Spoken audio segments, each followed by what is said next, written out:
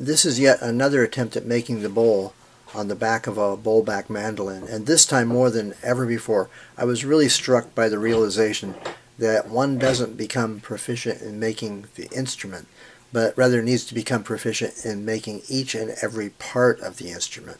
Each part of the instrument requires a fair amount of attention and intensity and really needs to be mastered before moving on to the next step. Making mistakes is necessary, and I really do learn so much from experimenting and making mistakes along the way because I develop my eye and better understand the limits that I'm working within. On my last attempt, I found out that the problem with my mold was that it was rounded, and so the ribs were high centering on the mold. This became more acute as the job progressed.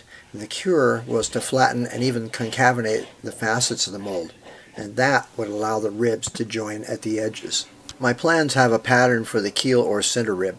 The rest of the ribs are similar but must be slightly altered to fit. By laying a batten along the rib pattern edge, we can see that it is actually a straight line, and these lines need to be marked while shaping the mold, but you'll be rubbing out that line as you sand and scrape. So I decided to try cutting a fine line with a saw and then pencil along that cut, and that way I never lose my lines. Another idea I'm trying is to hollow out an area for the tail block, and hopefully this will allow me to more accurately shape it and fit the inside of the last two staves. Of course, those staves cannot be glued to the block while it's in the mold, since it then might be difficult to remove the bowl. The clamp here gets in the way when shaping, but I found that a screw from the inside of the mold holds it in place better. Part of making the bowl is making both the tail and neck blocks. The neck block connects the body to the neck with a horizontal dovetail, and I have laminated some spruce and made a rather large block of wood compared to the final block. This keeps my hands away from the spinning blades while shaping.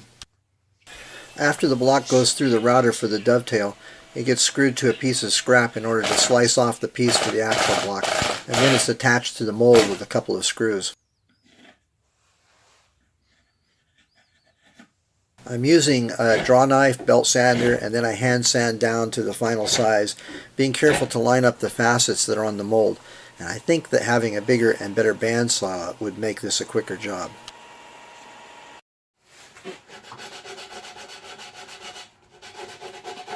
In the other mandolin videos, I showed my homemade thickness sander. I also have a video showing how it was made. And when running the thin ribs through a planer, they break up, so the sander was necessary.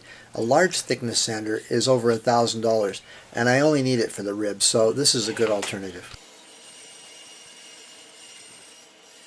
My pipe bender is presently a piece of aluminum pipe with an electric charcoal starter as the heating element, which I found out can be bent in a vise to make it fit into the pipe.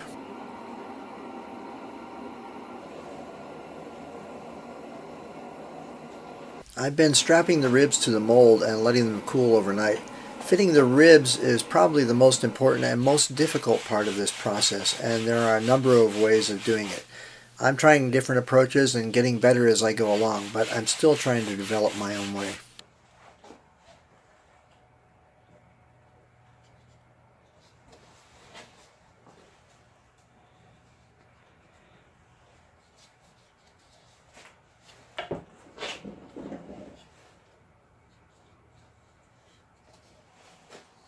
I'm using Titebond 3 for the glue. Different parts of the instrument will be assembled with different kinds of glues, and I'll be testing out different ones to try and understand the differences between them. Push pins are used like small clamps, and recently I've also been trying carpet tacks.